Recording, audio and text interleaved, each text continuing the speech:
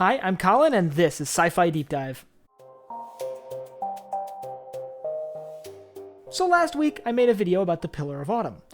This week, we're going to discuss the Halcyon-Class Cruiser, the class of ships that the Pillar of Autumn belongs to.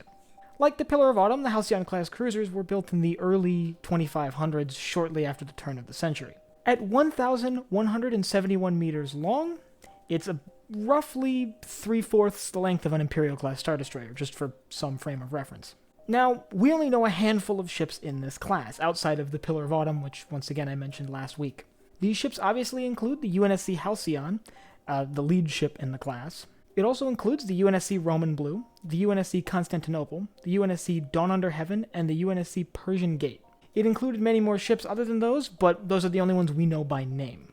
Now, the first batch of these Halcyon-class cruisers were built with a very distinctive honeycomb superstructure. It's not visible from the outside, and you can only catch little glimpses of it during gameplay of the first mission of Halo Combat Evolved. This superstructure, while expensive to build and maintain, gave the ship an amazing resilience in combat, the Pillar of Autumn being one of the few ships in the class to receive this superstructure. Now, like most UNSC ships, the Halcyon-class cruisers were built around their magnetic accelerator cannon, making the ship basically a giant flying gun. However, the Halcyon-class's magnetic accelerator cannon is different from those of other classes. The Halcyon's MAC gun is capable of firing what's basically a 3-shot burst. This makes them remarkably effective against heavily armored and shielded targets such as Covenant capital ships.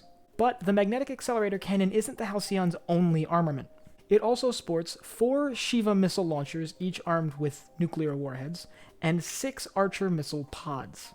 On top of this, for point defense, it is covered in M910 Rampart point defense cannons. These would be effective against small craft that had come close to the vehicle, as well as any sort of torpedo-like projectile.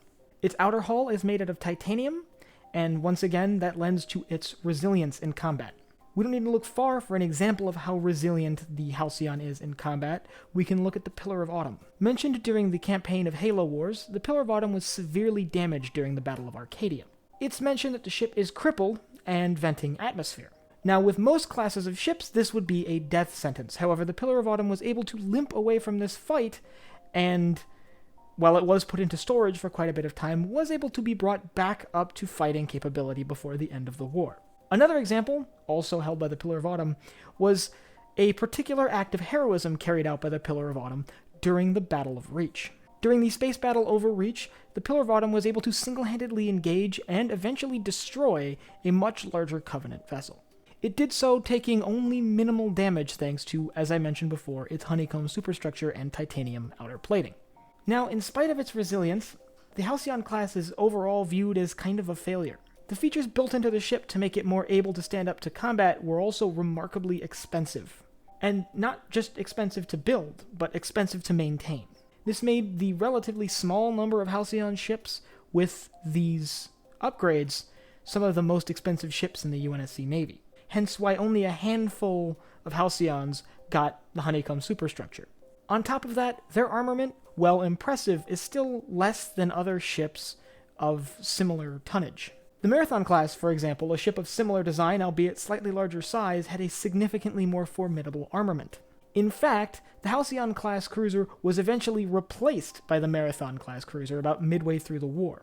Ironically, the Marathon class's replacement would be something called the Autumn class, which is basically just an upgraded Halcyon. But by far the most famous and well-known ship of the class is the Pillar of Autumn, and if you want to learn more about the story of the Pillar of Autumn and what makes it so unique, I had a video on that just last week. I'll throw a link in one of the corners for you to go check that out. And if you enjoyed what you saw here today, or just want more sci-fi discussions, head down below with the subscribe button and the bell icon so you get notified when I upload new videos. Also, don't forget to like and leave a comment. Tell me what you think of the Halcyon class in general. Do you think they're kind of underappreciated in the UNSC, or do you think its lower armament and expensive cost are really justifiable for kind of phasing it out?